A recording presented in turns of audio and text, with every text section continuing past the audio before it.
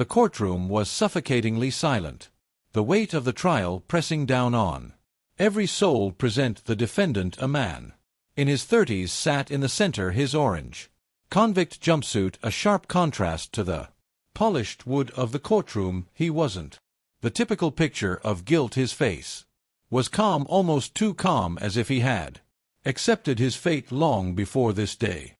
His eyes were steely, scanning the room, seemingly untouched by the gravity of the proceedings. Judge Hargrave, a man known for his unshakable composure, was reading through the case notes, his gavel resting heavily on the desk. The trial had dragged on for weeks, and the jury was nearing a decision. Everyone had assumed the conclusion was inevitable. Then, in a moment that no one could have predicted, a small voice broke the silence. The man didn't do it. Everyone froze.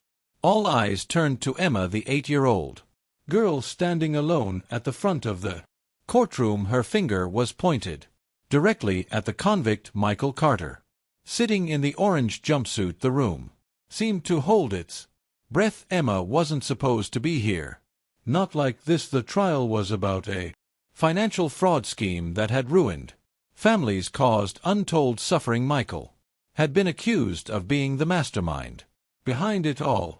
But the little girl's words were a bombshell. She wasn't shaking, wasn't frightened. She simply stood there, unblinking, her small voice steady. He didn't do it, she repeated. I can prove it.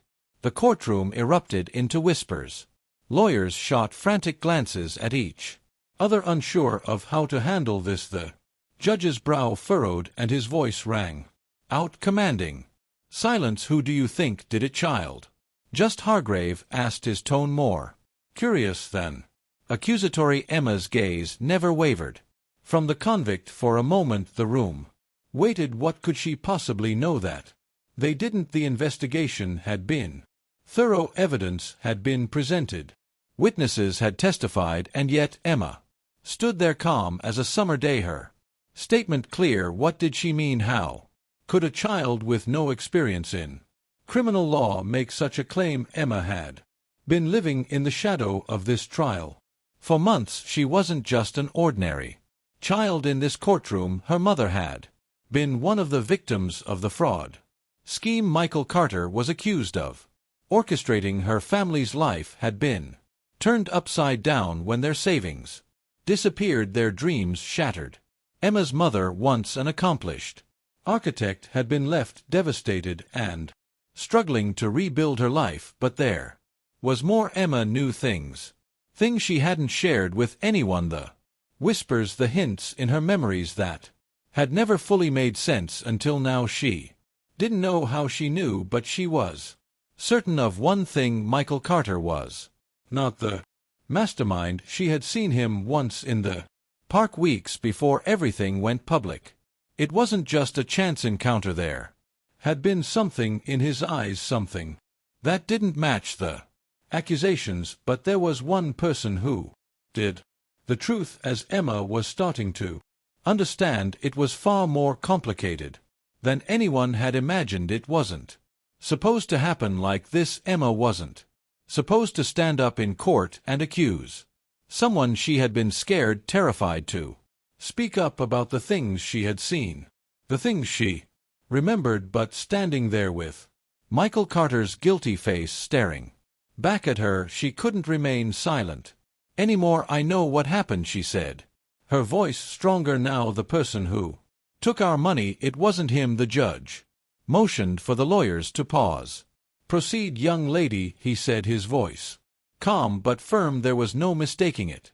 Now he was giving her the floor. Emma took a deep breath, knowing this would change everything. The real person behind it, the one who took everything. She hesitated, looking back at her mother's empty seat in the courtroom, where she should have been sitting, supporting her. It was my uncle. He was the one who convinced Michael to do it. A sharp gasp echoed around the room. Emma's uncle, the quiet man who had always been a part of the background, an unremarkable figure. The entire room shifted, and the focus now fell on Emma's uncle, who was seated at the back of the Courtroom, he looked like he had just seen a ghost. The courtroom was a whirlwind. Now lawyers were shouting. The prosecutor and defense were pointing fingers, demanding clarity, trying to make sense of what Emma had just said. But the little girl didn't look away from her uncle, who had now stood up and started to speak in a voice too loud for comfort. "Emma, no, you don't understand," he stammered, his face pale. "I had no choice. I thought it was the only way to save the family." But Emma didn't stop. She had spent the last few weeks piecing things together in her mind, the conversations she had overheard, the odd behavior of her uncle, his strange urgency the day their money disappeared. It all made sense. "Now I heard you on the phone, Uncle Peter," she said, her voice steady but filled with accusation. "You talked to him. You told him to cover up the fraud, to make sure everyone thought it was Michael, and then you made Mom think it was her fault." The silence in the courtroom was deafening. Emma's Uncle Peter looked like he was about to collapse. His eyes darted nervously around, avoiding everyone's gaze. But the truth had been spoken. Peter's shoulders slumped, and the tension in the room reached a breaking point. His eyes filled with tears, and for a brief moment he seemed like a broken man, his facade of control shattered. "I didn't want to do it," Peter whispered, his voice cracked. "I thought it was the only way to protect you, but it went too far. I never meant for it to hurt Mom or you, Emma. I thought if we made Michael the scapegoat, no one would suspect the family." The confession hit like a bombshell. The court was paralyzed, unsure of how to respond. The accused man, Michael Carter, looked stunned, his eyes wide with disbelief. It wasn't him, and Emma's uncle had just confessed to using his own family to cover up his mistakes. Peter's words had ripped apart everything everyone thought they knew. The case that had seemed so clear, the fraud, the missing funds, the accusations against Michael Carter had all been built on lies. Peter's confession had opened up a chasm, one that no one was sure how to cross. But the greatest shock was yet to come. Peter's confession wasn't the end. It was the beginning of the unraveling. If his family had been hiding this truth, what else had they kept from Emma? What other secrets had been buried in the dark recesses of her past? Emma's heart pounded in her chest. The world felt like it was spinning too fast. She was faced with a choice now. Could she forgive him? Could she let him face the consequences, even though he was family? She felt the weight of the courtroom pressing in on her, every eye on her, as she processed what this all meant for her future. The judge banged his gavel, calling order to the courtroom, and it was clear that the case was far from over. But Emma's role was no longer just that of a witness. She had helped uncover a truth that no one could ignore. With the truth now laid bare, Peter was arrested, and Michael's charges were dropped. The court was adjourned, but there was still a long road ahead for Emma and her family. But as the courtroom began to clear, Emma remained still. She was surrounded by chaos, yet within her there was an unexpected peace. For the first time in a long while, she felt free from the shadows that had loomed over her life. As Emma and her mother walked out of the courtroom together, the sky outside was soft with the fading light of the day. Emma held her mother's hand tightly, the bond between them stronger than ever.